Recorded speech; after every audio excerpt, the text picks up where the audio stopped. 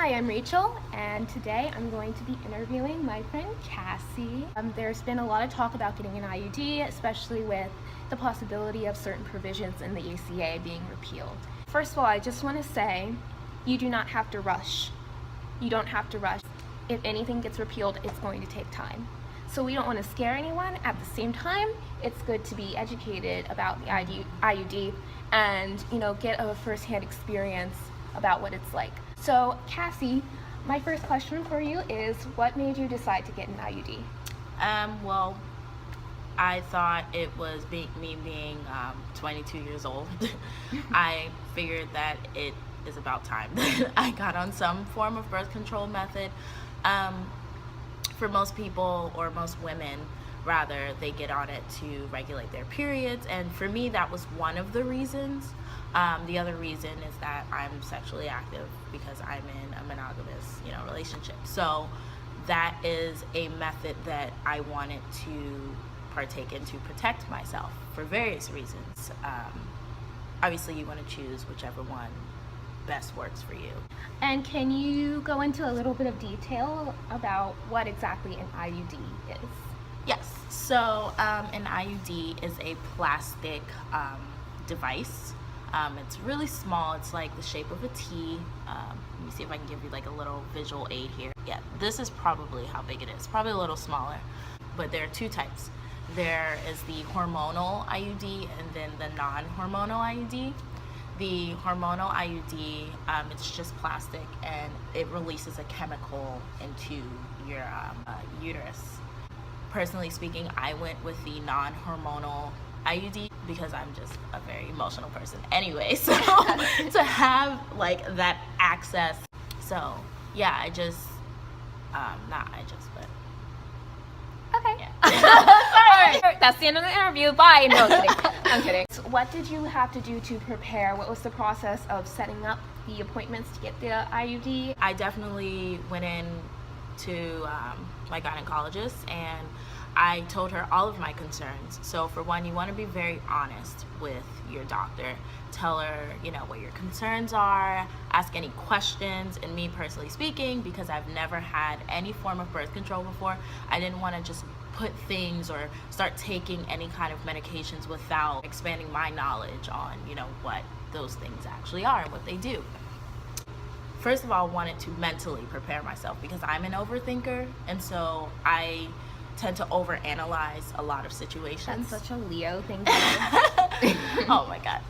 I would do like a lot of breathing exercises. I also refrain from reading stories online just because at first I was, seeking, different like stories and different information on the internet, and that's scary because everyone's experience is different, and so you don't want to come across an article about a bad experience with an IUD and then you get scared, and then so I refrain from trying to relate or like associate someone else's IUD experience with my own.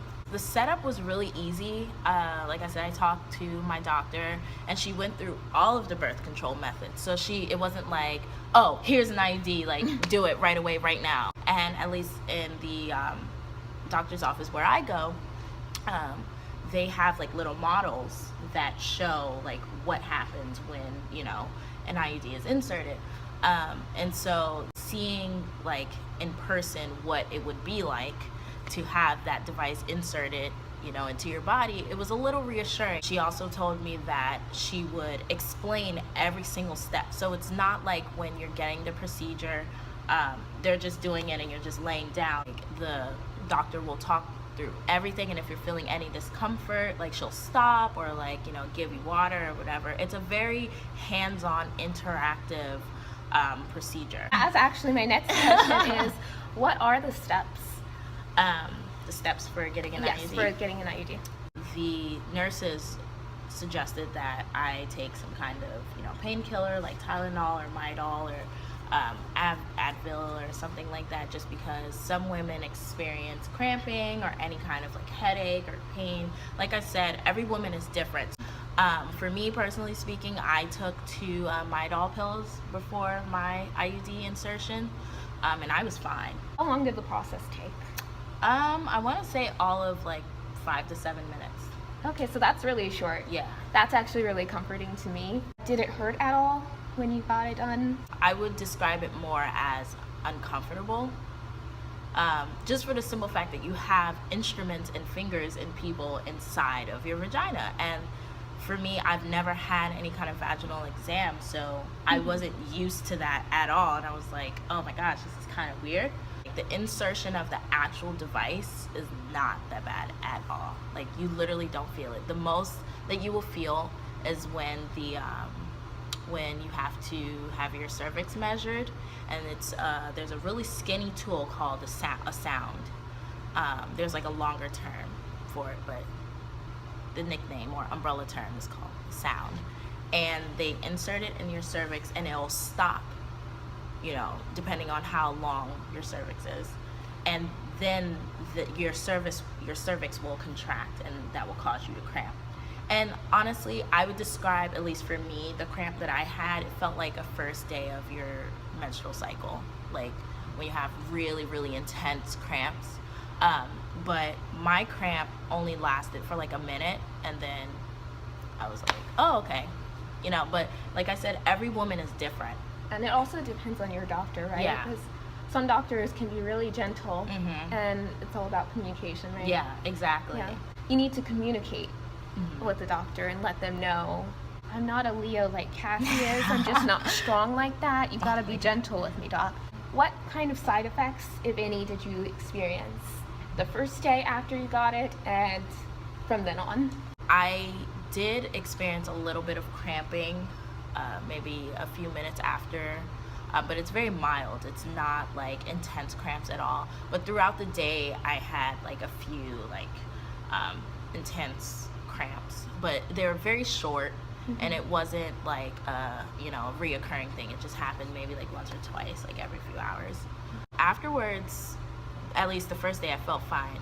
The next few days, I was cramping a lot, and I gotta tell you, it's not fun. Like, I was miserable, and there were days that I was like on the floor crying because I was just in so much pain. And I think it was the 4th night that I had my IUD, and my cramps were so bad that I just kept crying, and like I wanted to take it out. I was like, I can't do this anymore. What's helpful, especially when you're in a lot of pain, is to be surrounded by someone or friends who can comfort you. I like drinking tea, so I drank a hot cup of chai tea, and I ate some soup and like put a lot of warm fluids in my body. I put a heating pad on my stomach. My doctor told me to not take anything with aspirin in it for the first 2 days. And then afterwards I took like Tylenol or Midol. Like, I wouldn't say that you're bleeding, but you will experience spotting. Okay. For me, it was very faint, but I was spotting at least for like almost a week and a half. For some women, they spot for 2 days or 3 days, but I was spotting a lot. I just wore a pad. I heard that there's a string attached to it. Could you like feel the string? Like, if you ever... Yes, you can. I have yet to feel it because I'm just afraid that I'm just gonna do something wrong. Technically, your partner's not supposed to feel it, but that also depends on how long your strings are. Because when the IUD is inserted, the strings hang down, and they're like plastic, like almost like fish wire. Oh, okay. I want to say, or like the string that you use to go fishing with. It's very thin, and they may feel, like I said, depending on how long your strings are, your partner may feel the strings, but it shouldn't like hurt them, or make them bleed, or stab them or whatever. What's important is that you get your strings checked 6 weeks after having an IUD. Okay. And have you already done that, or is yes. it not time yet? I actually just had it done like 2 weeks ago. I almost forgot about it. Is that process painful or uncomfortable at all? No, not at all. They well, my experience was a little different. The when I went on the day of the appointment, my gyno, she could not find my cervix at all. I told her prior to like prior to us like getting everything set up, I said that I had been producing a lot of excess vaginal discharge. That could be, you know, due to a lot of things, you know, yeast infection or, you know, some kind of like infection down there. And so I was really nervous. And so she ran a few tests just to make sure everything was okay. But she just could not find my cervix at all. So I had to come back an additional day. And then it was there. I had my shrinks checked and it was really easy, really short. It was literally like 2 minutes. The speculum inserted, just like you would when you have a pap smear or a vaginal exam. You have that inserted. They'll, you know, click it open, and then they just go in with the light. The string should be visible because it literally hangs out of your cervix, but it shouldn't hang through your vagina. Okay. They don't hang out of your vagina like a tampon string. And you can still use tampons? Yes, I use tampons. Now I use tampons, but like the first few weeks, I was just too afraid to wear a tampon, but yeah, I do now. So. What have been the benefits so far that you really liked about your IUD? I like, for one, definitely, I like the fact that it's very low maintenance. I don't have to set an alarm. I don't have to worry about taking something every day. I don't have to, I don't know, like take it with water or anything. Like once it's inserted, that's it. And what I forgot to mention is that I have a copper IUD, which is the non-hormonal IUD, as I mentioned earlier. But with the copper IUD, that it's effective as soon as it's inserted. Whereas with the non-copper IUD, the hormonal IUD, that you have to wait, I believe, between 3 to 5 days for it to like settle in, the chemical that's released in your body, for that to settle in before you can like start partaking in any kind of sexual activity. Like if you are the kind of person that wants to like, you know, get jiggy with it right away, just know that if you do get the hormonal IUD, you do have to wait a couple of days. For people who are eligible to get the IUD, I don't know if that's the right word, eligible, but for people who can get it, would you recommend it to them? Yes, definitely. Because the main thing, it lasts for such a long period of time. With the hormonal IUDs, they last from 3 to 5 years. And with the copper IUD, it lasts up to 10 to 12 years. And that's good enough for 2 presidential terms. That's another factor into what you have to consider when you're, you know, thinking about getting any kind of birth control. Think about how often you have to like be responsible for it. You know, like with the pill, you have to replace them once they run out. With the shot, you have to get it every month. With the patch, you have to change it every 3 weeks. You know, so it's like, and like I said, different forms of birth control work for different people. Personally, I'm a very busy person, and so I don't have the time, nor do I always have my phone on me to really like set an alarm or like, you know, so I really wanted something that I didn't have to worry about because I can be forgetful. I really want to thank Cassie for letting me interview her about this. I know that sometimes talking about this topic can be a little taboo. It's something that we all need to know. Can I say one more thing? No, it's done. Bye. No, okay, go ahead. Don't feel embarrassed. You do also have to still use condoms to protect yourself from, you know, STDs Yes, and always. things like that. Different birth control methods work for different people.